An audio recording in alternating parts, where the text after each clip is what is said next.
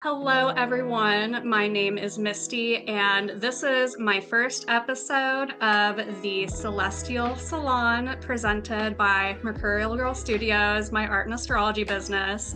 I am absolutely thrilled to bring you this new podcast where I'm bringing in bright minds from around the world to discuss cosmology through the lens of astrology, art, and culture. And my long-term vision with this, as some of you may know, I previously hosted a book club for an astrology institution, and this is my way of branching out on my own. So I'm really wanting to focus on authors and creators here, especially, and hopefully have my own book club somewhere along the way, maybe in person in my local community. But thank you so much for tuning in. I'm here today with C.S. Doron, author of Astro Art, the Definitive Guide. Doron describes Astro Art as a visual language of identity that translates astrology into coherent images used by astrologers, designers, and artists to create work that feels personal, intentional, and specific. And in my opinion, astrology is really an art form. It's a technical language. There's a lot of math involved. Some people treat it as a religion. In my opinion, it leans very heavily into artwork. And I'd like to talk right now a little bit about being artists, astrologers. Art is how I started learning astrology, and astrology is a big part of how I became an artist at the end of the day. I was always a creative person, but never really spent my time in my youth really making and creating things because I was like, well, I don't really have anything to say, and the lack of skills as well. But as I learned astrology and artwork, I started merging the two, and now I host in-person astrological art workshops, kind of more aligned with like the craft side of art and art therapy. That's my type of model. And we were talking about this before we started recording, but there are a lot of astrologers out there who infuse their work with astrological meaning, or maybe they make art and they're astrologer. But before C.S. Doron, I really have not seen anyone actually create a framework as to how to merge art and astrology. So, Miss Doron, can you tell us about your experience of how you came to be here? How did you learn to merge art and astrology? Well, actually, it's really hard to describe because all of that kind of just happened in my brain where two systems combined because I was studying art and astrology in tandem during a Pluto trine, gosh, I forgot, Mercury, Pluto trine Mercury transit. And because it was slow, I had a lot of time and a lot of brain power to just I can't even describe it. I learned something like 10 years of material in half a year just because I Oh, was reading and reading and reading and practicing and I didn't feel overwhelmed or tired by it. It was just everything was connecting suddenly. And as well, like I said, I was studying art. I went back to school for art. I studied art originally in the United States, and then I moved abroad um, and my parents are originally from Russia, so I went to Russia. I was putting myself through art education in Russia by teaching. So I was teaching English. I was also teaching art in tandem to kids and people that weren't in the same league yet mm, as me. And so it was just a combination of all the things I was going through at that moment because the professional artists that I would go to figure drawing and painting sessions with, they were really impressed with my more symbolic artworks. They were looking at that and going, huh, how did you arrive at this and this and this? And, they were trying to understand the logic behind it because they immediately started to see where I was going. Like I was creating a mood and an atmosphere kind of effortlessly. And when they asked me these questions, I just kept saying, oh, well, I'm just showing my ascendant or whatever. And it became clear to me that they actually needed to have a structured and well-explained system for them to do the same thing. So I started reverse engineering what I'd done naturally in Mhm. my brain, and I wrote the book. That's the long and short of it, really. That's amazing. How did they, when you were telling these artists that your work was based on astrology, what was the response typically? Well, it wasn't a very large pool of artists that I was Yeah, talking to. These were people that already knew who I was, and there was a lot of credibility there, as a person that just consistently shows up.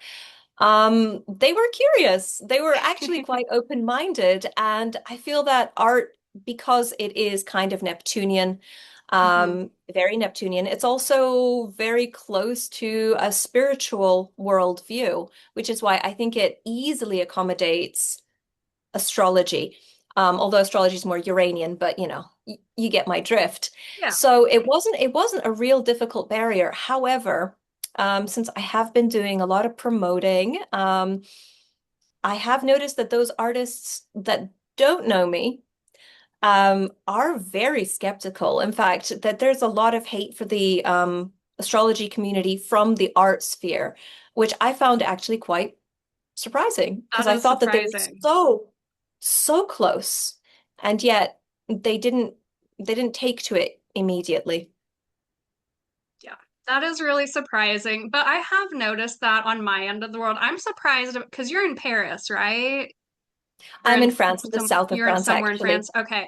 Yeah. Yeah, so that's even more surprising to me. Where I am, a lot of people are totally closed off to both art Oh yeah. and astrology.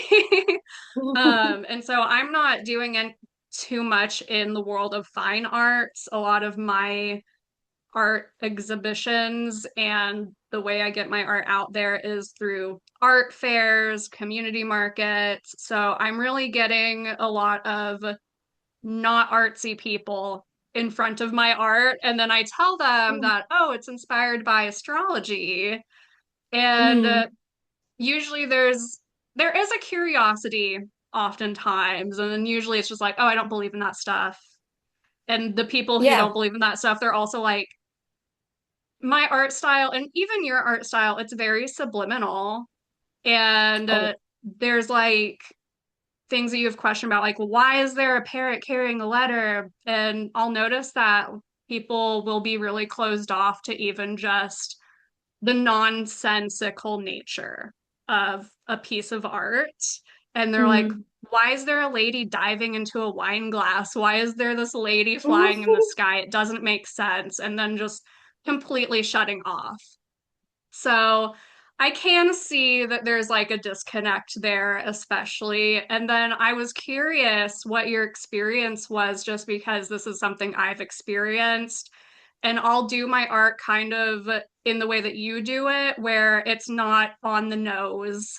Oh, this Mm. is such and such zodiac sign, Oh or yeah, this like is such and a such lion planet. for Leo. Yeah. Yeah, yeah. So I'm like I toss a planet in the background. Usually this is one of my pieces. I toss a planet in there and I'll typically make the narrative and the subject image relate in some way to that planet.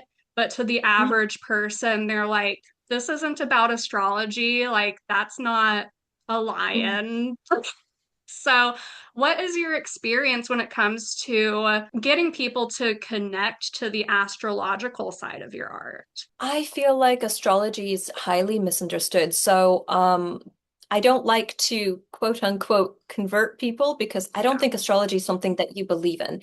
It's no. not a religion to me. It is a system for understanding basically the ebb and flow of what's happening, that's affecting the whole planet, everyone on it, and then more locally, depending on what transits are affecting each chart. So, generally, I try to explain it like Astro art is like the Rosetta Stone.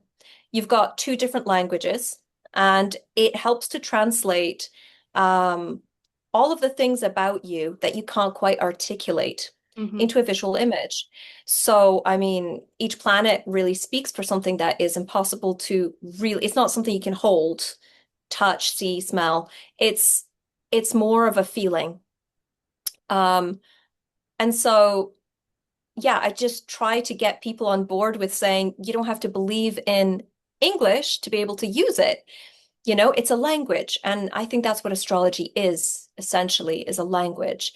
Um, so generally, if it's not for people, I don't try to get them to Right. believe that what I'm doing is worthwhile because it's a losing battle. It really is. It is. It is absolutely a losing battle trying to connect that to people. And I agree with you. I would say I don't really view astrology as like my personal religion. I think there is a sort of like universal faith that also just comes from the synchronicities that astrology shows me. But at the end of the Mm. day, it's a language and it's pattern tracking, it's noticing patterns, and it's a narrative tool. And there is really no belief required at all to even explore or benefit from astrology. Like people use astrology to invest their money and follow the Yeah. stock market and follow crypto. That's not very spiritual in nature. So you can really use astrology for a variety of reasons and you don't have to have any sort of faith, belief, or anything attached to it. Mm. And I feel that actually it's easier to tell astrologers why astral art should matter or Mm-hmm. could be used, could be of benefit to them. But it's much harder to explain to an artist why astrology, ergo astro art, would be useful to them because they're not really aware of what astrology does. They have this misconception in their mind. And that's really difficult to battle because, I mean, you can build knowledge, but reconstructing it or, starting over and constructing something anew is a lot harder. It is. And at the very least, it provides a framework, and that is what your book is all about. So many artists out there really struggle with finding inspiration, Yeah. getting motivated, finding something to say.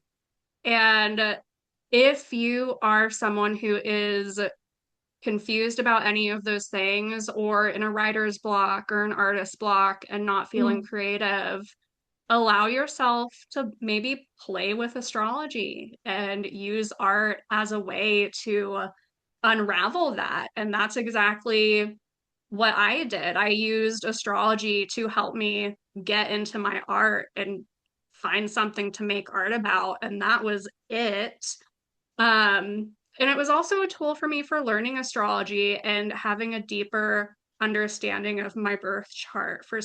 So for people out there who are more astrology enthusiasts and wanting to get into astrology, I would recommend having some sort of creative practice alongside of that because Mm. it really helps with the processing. Astrology is deeply, deeply confusing. It is highly technical, and you have all these astrologers tossing a bunch of jargon at you, techniques at you. They don't even agree Mm. with each other as to the techniques that they use, like the house systems or so on and so forth, the orbs they use. There's a lot of disagreement among astrologers. And at the end of the day, you have to work it out yourself. And doing art alongside of that has really helped make sense of the technical nonsense. So for the non-artist, for the Mm. people who are wanting to learn astrology, have you found that astro art has helped bridge that connection? Well, I ran a pilot test with a woman that was willing to read the book, and I mean, she loved it, and do all the exercises, and we were corresponding daily. And at the end of it, she said to me, I was interested, I was astro curious, and I'd had readings done, but I didn't actually understand the entirety of my chart, how everything related with everything else. And she said that going through the astro art course really helped her to integrate and to create that synthesis, chart synthesis that, everyone is really chasing. It's, like the elusive moment when you actually get it. Yeah. So I was really pleased to hear that from her because that wasn't actually the intended purpose of creating Astro Art. I made this more for artists to get in Hmm. touch with themselves, but I'm seeing that it's got a lot more potential as well for the astrological community. So I'm thrilled. Yeah. It has a lot of potential, I would say, and it does Yeah. it brings this big picture topic that's really more of a concept and a theory, and it takes this conceptual philosophy and brings it into your reality and makes it something tangible. And Yes. I think that's a big part of where astrology loses people because it does ask Hmm. them to be so much in their mind and having a philosophical nature. But for a lot of people, especially earth signs like me, if they can't see it, feel it, touch it, then what is it? I mean, just a little tangent here. When I used to teach English, I remember finding that people, I could just divide them into two groups. There were people that were very clearly left brain, and there were people that were very clearly right brain. Mm-hmm. And people that are very clearly right brain, that's the creative types, they could struggle with grammar. Yeah. They didn't even care. At a certain point, they were just like, I'm going to say it. I'm going to say it how I want to say it, and I'm going to make it work. And they were very creative with their solutions. No one would speak like that, but they were a lot of fun to engage with. And then there were the people that were really stuck in trying to say it the right way, that they lost actually track of where they were going.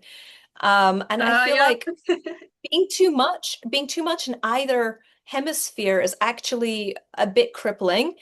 And I think that Astro Art is right down the middle. I feel like it forces you to be analytical because there's the astrological component, but it also forces you to be creative and abstract in how you combine your symbols to tell the story you want to tell. So I think it's quite powerful in that way because there's not many activities that, combine the two hemispheres like that. Yeah, bridging the left brain with the right brain. That is what Astro Art seems to be all about. And I think you make a really good point. So before I was in marketing and astrology, I was working on a career as a technical writer. Ooh. And I've noticed a lot of those technical writing themes pop up in my experience working with astrologers. And a technical writer, the whole reason that they exist is because you don't want the instruction manual for your car or a certain piece of software or anything. You don't want the instruction manual to be written by the engineer because that engineer is stuck in their right brain thinking about the engineering mode. And it does not, the way that they explain that does not translate to a broad audience. It does not translate to anyone who doesn't really know about software or whatever they made. And so, in even instruction manuals, you'll notice things are very simplified.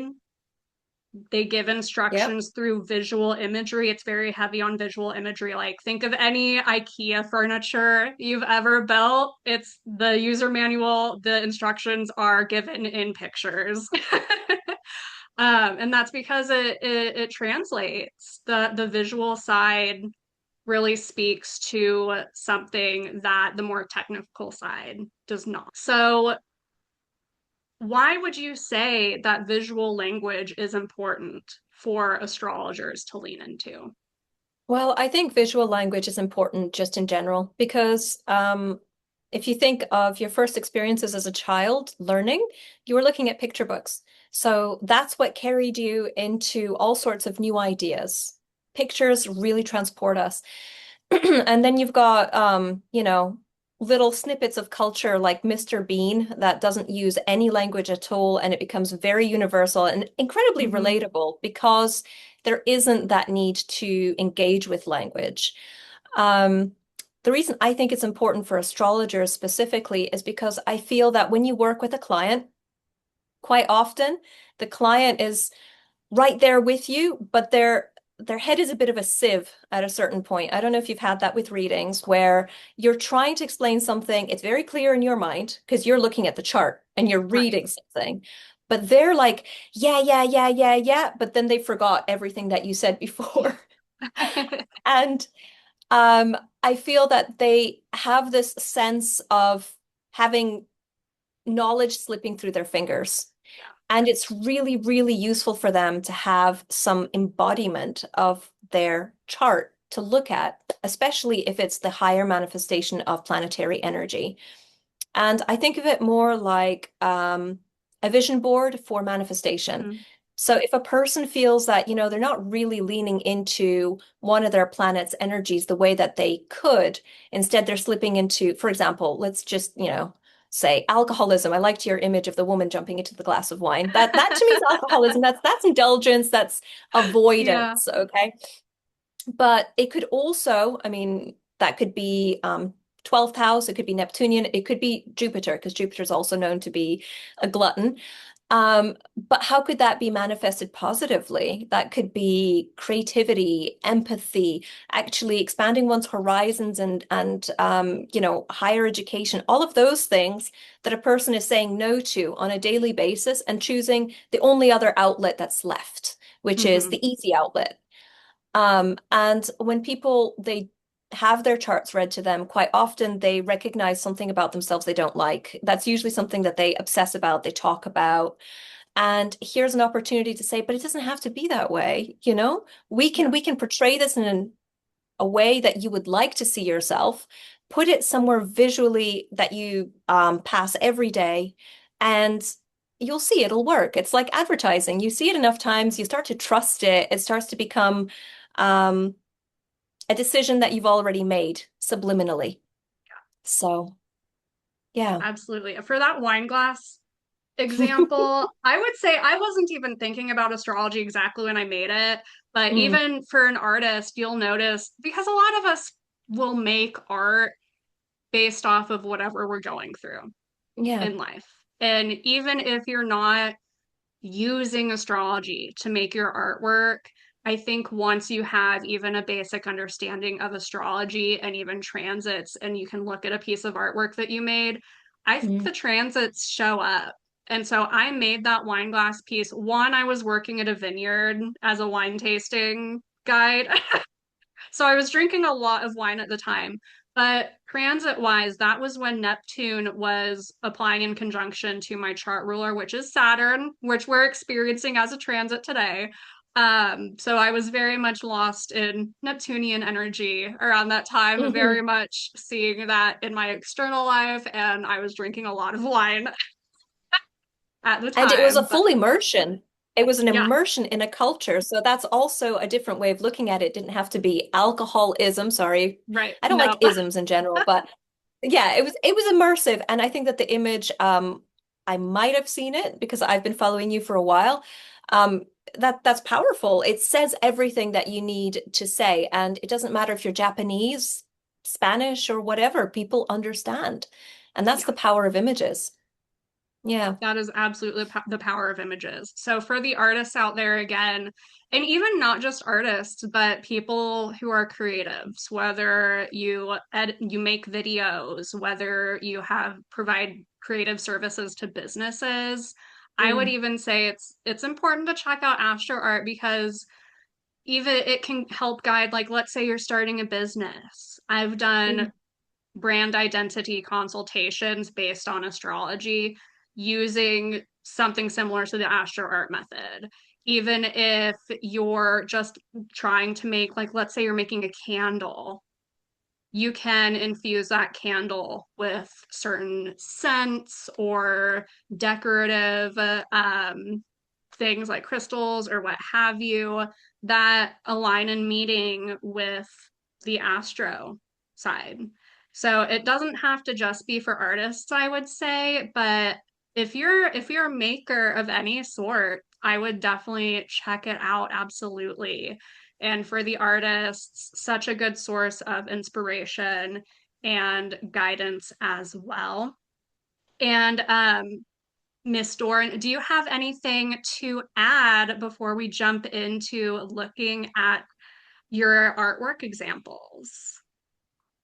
No, no, I Okay, think you've perfect. hit the nail on the head quite a few times there. It was very good. Yeah. Okay, awesome. Well, I will. Do you mind if I take a stab at astro analyzing the art pieces you Yeah. sent me to see I'm if I very can curious. identify, if I can delineate the chart or the placements that are held Okay. within? So I'll Okay. describe this verbally just in case people are listening to this as a podcast. So this first image is a woman in the nude, and she's right center, pretty much in the middle of the piece. Both of her arms are held over her head. Um, and then we see a chain around her waist with a lock on that chain. And then in the background, we see, I think they're soldiers and they're shooting arrows up into the sky. There are pink clouds behind her, and there's a group crowd of soldiers shooting Hmm. arrows into the sky. And then we see roses falling from the sky, more so closer to the figure. So there's a lot going on there, but I'll start with the woman. So I'm definitely getting Venus energy from her. Correct. Um, yeah. But I'm curious about the chain around her waist. That chain is making me think of Saturnian energy. So something, it's a Venus. Ooh, do you want me? Actually, no. No? It's not Ooh. actually a chain. It's a strand of pearls that's wrapped around her. Oh, strand But of there pearls. I'm is a looking at this lock. on my phone, so Okay. Well, maybe my pearls aren't that good. But the lock is relevant. The pearls are more relating to the Venusian okay. energy. So that's okay. But what does the lock? What's the lock Well, doing? the placement of Venus is given away by what she's standing on. She's standing on a pile of gold, which might not come across very well either on your phone. I don't know. Um, Oh, I see it. Yeah, I had to scroll down. There we go. okay. So I see the gold. So the pile Okay. of gold, which is a symbol for, well, an agreed upon consensus value. So that would be eighth house for me. Hmm. That's shared values. And the reason that she's in the nude as well is, I mean, for me, the symbol of Venus would be a beautiful woman, a beautiful young woman. Yeah. But because Venus is placed in the eighth house in Scorpio as well, um, the best way for me to show that is that it's the vulnerability and Yeah. vulnerability through nudity. It's just total openness with one's quote unquote secrets, which is what the lock is for. The lock shows secrets. It's being locked Yeah. within oneself. Secrets. I can see that but I can also see that with kind of what I was thinking about with the image because for me, the eighth house, yeah, it's financial, yeah, it's secretive, but a lot of those topics bring up dynamics of power and control. And so Mm, I'm looking at that lock thinking, like, okay, there must be some sort of like control held over her. So that is so interesting how even though mm. they're like technically different meanings, it's still like you can still see it Yeah. in there. So I can still see that like very eighth house type of like control, maybe sort of reliance restriction because of that. And then I want to move towards the soldiers in the background. So I'm feeling like a Mars type of energy. There's conflict, so I'm thinking that might be a square aspect in there or an opposition aspect. Okay, okay, Square. good. So we Very have we good. have a square. Is that Venus square Mars? No, no. Okay. So, in this particular piece, I was synthesizing a chart. Mm-hmm. So, Um, the chart has a T square in it. For those of you that don't know, that's a position that squares two other positions. And those two other positions are opposite one another. So there's a lot of tension. Yeah, a lot of tension And there. Venus is not part of that aspect configuration. So she actually sits at the midpoint of one of the squares. Okay. And what I do know, and again, this is going further than what is written in the book. This is just taking my own astrological knowledge and applying it Right. further. So what we do know about midpoints is that they're the resolution point. If you're having problems making those planetary energies get along with each other, it's good to try and use any point that is directly in the middle.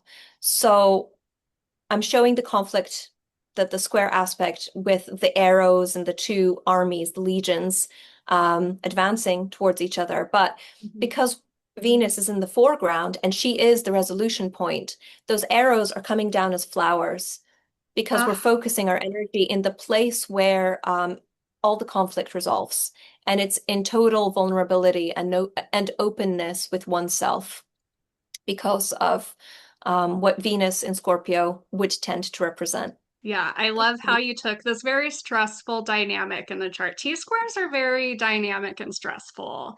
There's a lot of power behind them, and T squares tell me that there's Yeah. like action being taken place, progress, and forward movement.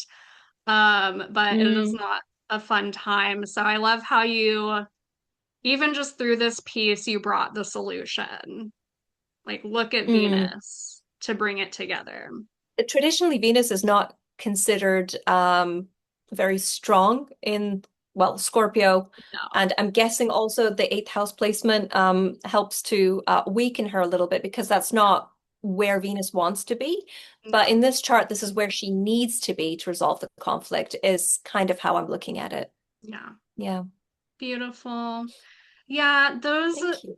those placements. Yeah, I love your art style especially. It is very dreamy, but yeah, Thank you. there even those placements that are uncomfortable, those planets that are uncomfortable in certain signs, there's still a meaning and a purpose and they can still be like there's still strength there. They still have their Oh, yeah. purpose even if they're uncomfortable there.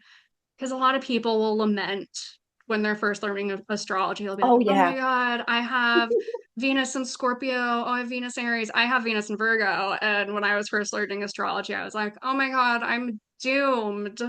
I'm doomed. To find something wrong with everyone. Yeah. But there's still like everything has its purpose, and there's even those quote unquote bad placements, they're still a Yeah. piece of art. Like your birth chart is a piece of art at the end of the day, and that is what astro art seems to be about. I think really something that doesn't get stressed enough is that there's a higher and lower manifestation for Yeah. everything. And people that default to the lower manifestation will suffer more than those people that try to attain the higher manifestation. You're not going to change your placements, your planets. They're No. there forever. And I think it's best to try to see them in their highest good, in their most useful form. Yeah. Yes, absolutely. You are so right about that. This next painting you sent me, I'll I'll do another blind delineation, see what I Go can on, I love find. that. So yeah, this is really fun. So we have what looks like either a king. Again, this is on my phone, so it's really It's a king. small. It's a king. You It's a got it. king. Okay. Yeah. So he's riding a horse, Hmm. and the horse is crossing a tightrope. Yes. And beneath him, we see another similar theme of two armies fighting each other. There's a person bleeding out in the middle. It looks like it's snowing. Person bleeding out with a sword in his chest. And then we see the castle on a hill in the background. And Yep. then behind the king in the sky, there's this image of two swans. And it looks like is that a flag? That looks like it might be a That flag is a attached. cape. That That's a is a cape. cape. Okay. It's stylistically not, it's not realistic. It's stylistically like an extra plane on which to put the symbol of the swans. Right. Yes. And then we see a ladder going up to that tightrope. Yes. So I'll start with like the most apparent one, that king on a horse riding a tightrope. Okay. Tightrope definitely brings in opposition energy, I would think. Is Not that no? necessarily. No, it No. could be. Okay. It could, but no. Could it be Libra? It is Libra. Libra. Yes. Okay, so we're still bringing in the balancing act. I Yes. for an opposition, I definitely relate oppositions to Libra energy because it is very much like Oh, yeah. that Okay. balance of the give and take. So I can see that. So we have Libra energy, which makes sense for the king. The king, I would say, the king is making me think of Leo energy or maybe sun Mm. energy. Sun. Sun, so Libra sun. Yeah, that makes a lot of sense. So Libra sun's like you have to be a diplomat. Kings Yes. have to be diplomatic. So Yes. okay, we have Libra sun. The swans on his cape are where I might be getting stuck at a little bit more. Um, swans remind me of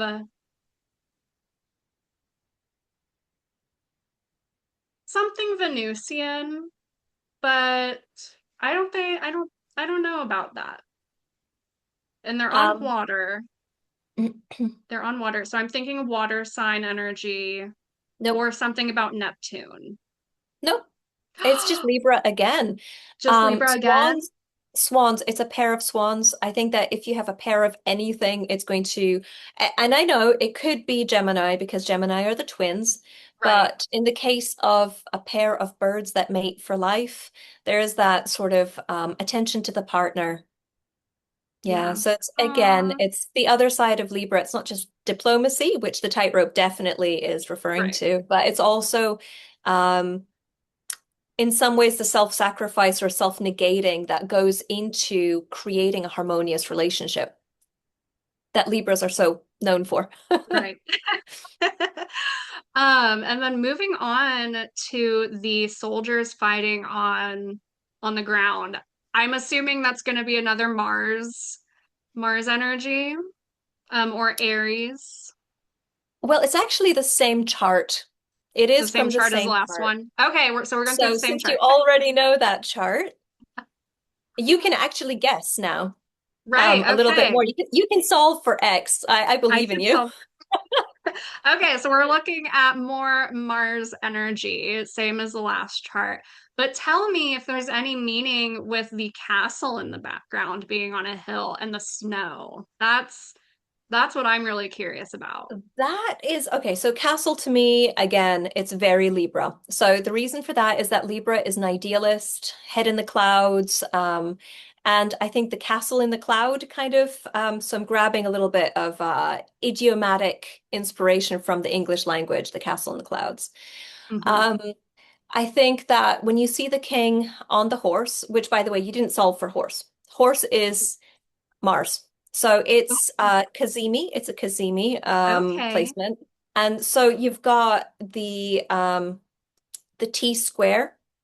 The apex is in the seventh house, which Hmm. is a very important point for T square. It's where all of the difficulties will be channeled to, which is why you've got probably the impossible task of a man on a horse crossing a tightrope. Yeah. It's just absurd.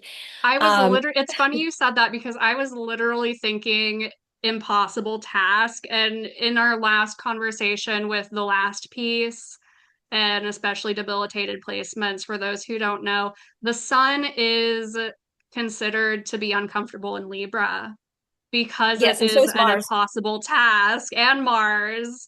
Yes. Um, and just that energy of having to be a diplomat among conflict. Yes. And you're really depicting that impossible task that a lot of Libra suns and a Libra Mars especially have of like, Yeah. I have to be amicable um, amongst conflict, even if it feels impossible. So Oh, I yes. think that is depicted beautifully here. And the two warring armies are pretty much just showing again the general shape of the chart. I didn't want to go too much into any specific details because, there is the danger of overloading a piece of art Mhm. with too much information. Yeah, So that's absolutely. it. But also, I told you about my Russian heritage. I don't know if you were recording yet or not. Yeah.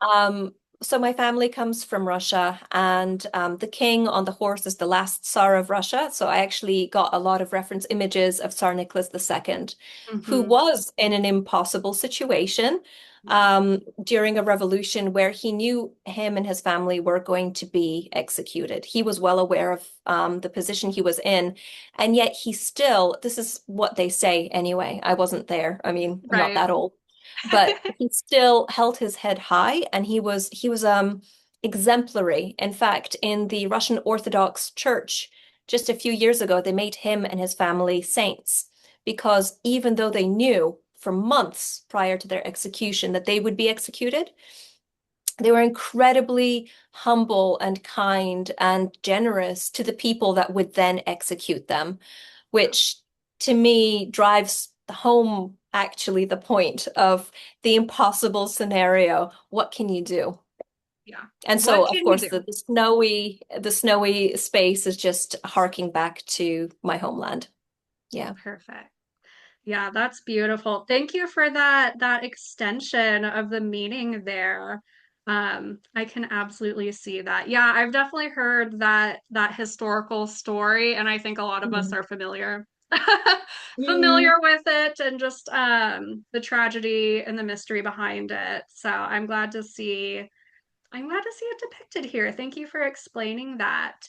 Um, and one thing that really stuck with me when I read your book is that you make your own meaning. You make your own associations to these Yes. astrological placements that you're making art about. And that's what I love about it. It really gives the creator, the artist, agency over what do I associate with this sign, this planet, this aspect, and you Yeah. really encourage the readers to create their own visual library. So we can Yeah. even just see that in this piece. There's a lot of Libra energy, but you extended it beyond just the symbolism, but it back into Yeah. the history behind the subject in this piece. So there are so many layers that you can add to it. You can make it as simple as you want, or you can add layer upon layer upon layer Yeah. of meaning behind it. So that's what's so beautiful about the intersection of astrology and artwork, and even history, the intersection of astrology and history, even. Um, it really just all fits together. Thank you. Yeah. Do you have anything else to add before we close out the show? Well, yes, actually, next week I'll be hosting a webinar where I can take questions from members of the public talking about Astro art and explaining more in depth how to work with the symbol library that you've just mentioned and how to build it out and apply it and why it's relevant and how it can be used by artists and astrologers. So that'll be happening next Thursday, the 25th of February, and it's at 7 p.m. Central European time. And I believe I need to check on my what time that is in the US. So yeah, it'll be 1 p.m. Eastern. Okay, perfect. So I Yeah, would love working to see across anyone. time zones. Yeah, well, I mean, I chose the time. It's a bit late for me in the evening, but I was rather hoping that the American demographic would also find a little bit of space and time to attend. Yeah. Absolutely. So, I plan on being there. So hopefully I plan on being oh, there. I good. registered at least. So I will see everyone there. And for anyone interested in joining the workshop, I will have the details in the description of this video, podcast, post, whatever you're watching it on, so you can register for that. And thank you for CS Doron for attending my first episode, being my first guest on the Celestial Salon. I'm excited to see where this goes. And for those of you who want to follow along, like I said, plan on turning this into sort of a book club type of dynamic. So eventually, I don't think I'll have it up once I get this posted, but eventually I will have a page of resources for recommended astrology books. This one will be on there, so keep an eye out. And yeah, my next episode is going to be with one of my local poets and colleagues with the stage name Mar the Ghost. I designed their book cover for their upcoming poetry anthology. So keep an eye out on that. And again, thank you everyone for watching. Thanks to CS Doron for being here. And I hope you all enjoy the rest of your day. Thank you so much for having me, and I'm honored that I'm your first episode. So thank you, Misty.